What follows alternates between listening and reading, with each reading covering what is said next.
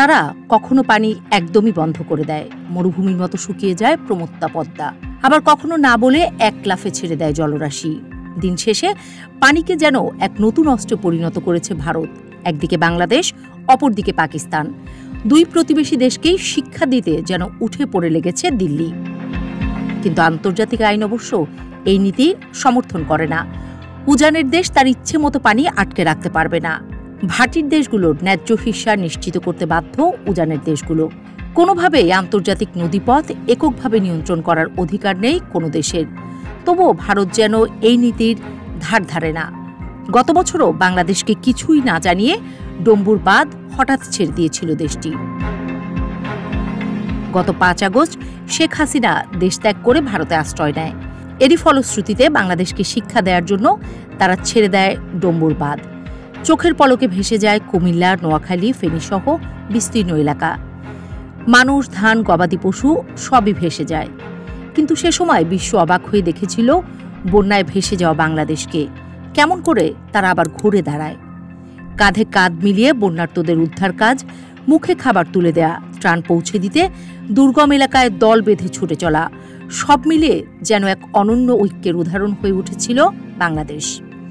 একই ঘটনা প্রতি বছর দেখা যায় ভারতের পশ্চিমবঙ্গ রাজ্যের মালদহ ও মুর্শিদাবাদ জেলায় থাকা ফারাক্কা বাঁধ নিয়েও, যার কারণে এদেশের উত্তরাঞ্চলের ভোগান্তির কোনো শেষ নেই। এবার সেই একই কাহিনী দেখা গেল পাকিস্তানেও। হঠাৎ করেই পানি বেড়ে গেল ঝিলাম নদীতে। পাকিস্তান নিয়ন্ত্রিত কাশ্মীরের হাট্টিয়ানবালা জেলা যেন এক লহমায় ডুবে যায় বিশাল জলরাশিতে। স্থানীয় গণমাধ্যম ও প্রশাসনের দাবি, ভারত কোনো ধরনের পূর্ব সতর্কতা ছাড়াই ছেড়ে দিয়েছে উড়ি বাঁধের পানি। চারিদিকে আতঙ্ক ছড়িয়ে পড়ে।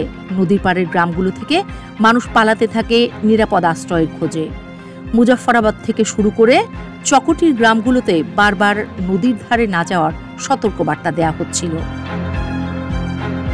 গ্রামগুলোর বাসিন্দাদের অভিযোগ, হঠাৎ করে পানি এসে গেল, কোনো সতর্কবার্তা পায়নি, জীবন আর সম্পদ বাঁচাতে হিমশিম খাচ্ছি। একই অভিযোগ মুজাফফরাবাদ জেলা প্রশাসনেরও। প্রশাসনের পক্ষ থেকে বলা হচ্ছে, অতিরিক্ত পানি ছেড়ে দেয়ায় মধ্যম মানের বন্যা শুরু হয়েছে কোহালা ও ঢালকোটের নিচু এলাকাগুলোতে। ফলে এসব এলাকার গবাদি পশু ও ফসলের ক্ষতির খবরও আসতে শুরু করেছে।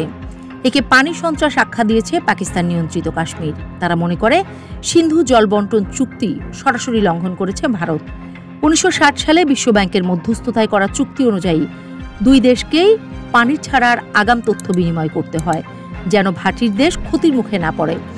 অথচ এবার পেহেলগামে 26 জন নিহতের ঘটনায় গত 23 এপ্রিলই আনুষ্ঠানিকভাবে চুক্তিটি বাতিলের ঘোষণা দেয় ভারত। এই ঘটনার পর পরিস্থিতি আরও উত্তপ্ত। হাট্টিয়ানাবালা প্রশাসন জরুরি আশ্রয় কেন্দ্র খুলেছে, উদ্ধারকারী দল মোতায়েন করা হয়েছে। তবে জেলা প্রশাসক বিলাল আহমেদের ভাষায়, আমরা যা পারছি করছি, কিন্তু সংকটের মাত্রা এতটাই বড় যে সবকিছু সামাল দেয়া কঠিন হয়ে দাঁড়িয়েছে। ভারতীয় গণমাধ্যম দ্য ইকোনমিক টাইমস এক প্রতিবেদনে জানিয়েছে, জম্মু ও কাশ্মীরের টানা ভারী বৃষ্টির কারণে বাঁধের জলাধার পূর্ণ হয়ে গিয়েছিল।